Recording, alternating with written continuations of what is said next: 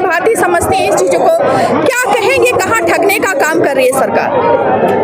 नहीं, देखिए, ये बहुत ही दुखद है। हमने जब सोचा था कि हमारी सरकार है और हमारे लिए सुशासन, हमारे लिए व्यवस्थाएं बनेंगी, तो ये जो हमारी आस्था के साथ जो हमारी विरासत, आस्था का केंद्र जो हमारी विरासत, यानी कि 3 तरह के खतियान बहुत बड़ा प्रूफ होता है, ये कोई खरीदी हुई ज़मीन तो है नहीं। CS, RS और MS खतियान में ये सरना स्थली दर्ज 46 डिसमिल की ज़मीन थी, जिसको पिछले साल जो है 10 फीट तोड़ के अंदर इसका अतिक्रमण सरकारी रूप से कर दिया गया। किसी गांव वाले से ना नोटिस दिया गया, ना मीटिंग की गई, कुछ नहीं, मतलब बपौती अपनी समझ ली और इस तरह की सारा कार्रवाई हुई है। ये चुनाव के पिछले साल की बात है और दिसंबर से जब सरकार वगैरह बन गई तो लोगों ने अपना विरोध जो है पिटिशन के द्वारा डालना शुरू किया। मेरे पास, मैं गवाह हूँ इस बात की, क्योंकि मैंने देखा है रिसीविंग विभिन्न इनफैक्ट CMO तक भी उन्होंने डाला था, मगर वहाँ तक बात नहीं पहुँच रही है। ठीक है, तो मैंने सीधी तौर पे उनसे 3 बार बात की है, रखी है।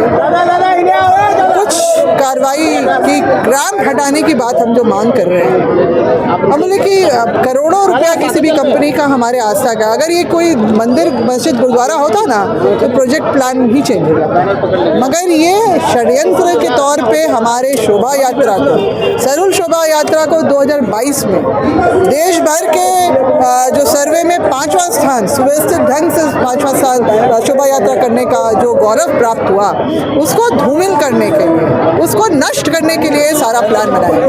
क्योंकि 2022 में जब सरना भवन का, सिरमटोली के सरना भवन का जिस दिन शिलान्यास होने वाला हुआ, उस दिन मैं भी पहुंची वहाँ पर स्थल में। मुख्यमंत्री तो नहीं थे वहाँ पर, नहीं पहुंचे थे तब तक। मैंने इंजीनियरिंग चीफ से बात की और उनसे कहा कि मुझे सुनने में आया है कि पिलर स्पैन जो है आपका गेट के सामने में बनेगा, तो हजारों की जो भीड़ यहाँ पर आती है, लाखों से हजारों में तब्दील हो जाते हैं, 50 के तकरीबन जाते हैं लोग, मतलब 2-3 लाख के तकरीबन लोग सड़क पे उतरते हैं, उसमें कुछ लोग जाते हैं उधर, तो बहुत दिक्कत होगी। उन्होंने कहा ऐसा कुछ नहीं होगा, हम प्लान बहुत अच्छी तरह से, मगर क्या देखते हैं, रैम सीधा सामने में उतारा गया, हमारी विरासत की जमीन को अतिक्रमण किया गया। ये सब क्या है? षड्यंत्र ही तो है, हमारी अपनी चीज़ों को नष्ट करने का, हमारी विरासत, हमारा इतिहास को, हमारी व्यवस्थाओं के साथ खिलवाड़ करने का जुर्रत किया एक LNT कंपनी ने, तो हम इसको बर्दाश्त नहीं करेंगे।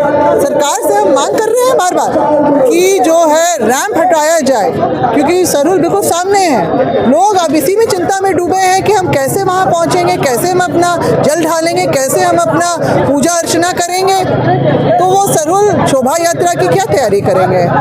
हर 10 दिन में लोग सड़क पे उतर रहे हैं। देखिए, अभी आज 17 है, 22 तारीख को रांची बंद कहा, सरुल कैसे मनाएंगे लोग?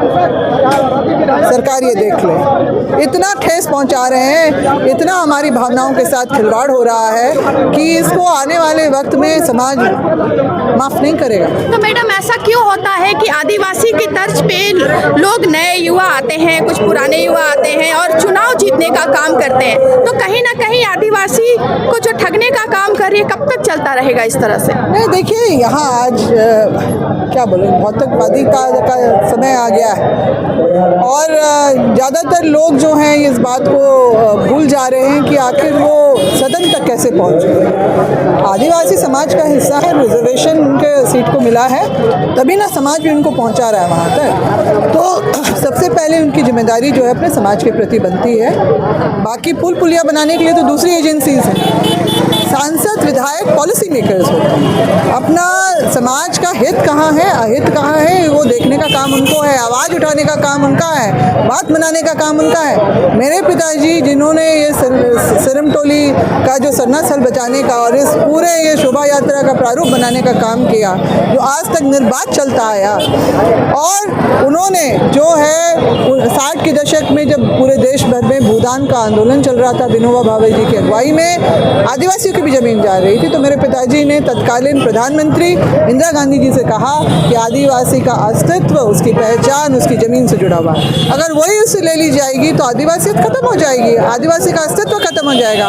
उन्होंने मेरे पिताजी की बात को समझते हुए तत्काल आदिवासियों का भूदान रुकवाया और उसके बाद बिहार, एकीकृत बिहार में आपका जो है विधानसभा और विधान मंडल से पारित होके CNT एक्ट में 71A जो है धारा जुड़ी भू वापसी के लिए। तो ये काम होता है जनप्रतिनिधियों का, ये नहीं कि आप बैठ गए और वाह वाह हम तो पहुँच गए। काफी फर्क देखने को मिल रहा है।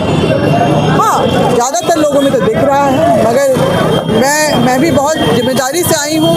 समाज की चीज़ों को मैं समझती हूँ, चाहे वो हमारा अपना आदिवासी समाज हो या झारखंडी समाज हो। मैंने हमेशा उसके लिए बात उठाई है, आवाज़ उठाई है और यही कर्तव्य है हमारा। ये कोई पार्ट टाइम जॉब नहीं है कि आपने एक किया फिर शट डाउन कर दिया। आपको हमेशा सजग रहना होगा कि हमारे लोगों का हित कहाँ पर है, अहित कहाँ पर हो रहा है। आपको उसके लिए निर्भीक होकर आवाज़ उठानी होगी, तभी आपका समाज बचेगा तो आप भी बचेंगे। ये क्यों नहीं समझ पा रहे लोग? समाज बचेगा, विरासत बचेगी, तब ये आदिवासी भी बच पाएंगे, जनप्रतिनिधि, ये इनको समझना होगा। और ये हमारा जो 22 को तो कॉल हो ही चुका है बंद आंदोलन। अब हम यही सोच रहे हैं कि इस बार का शोभा यात्रा कैसे निकलेगा। आक्रोश में ही निकलेगा, आक्रोश होकर निकलेगा, उल्लास के साथ नहीं निकलेगा। सरकार शायद यही चाह रही है, सरकार जागे, समझे आदिवासी की मन भावना को।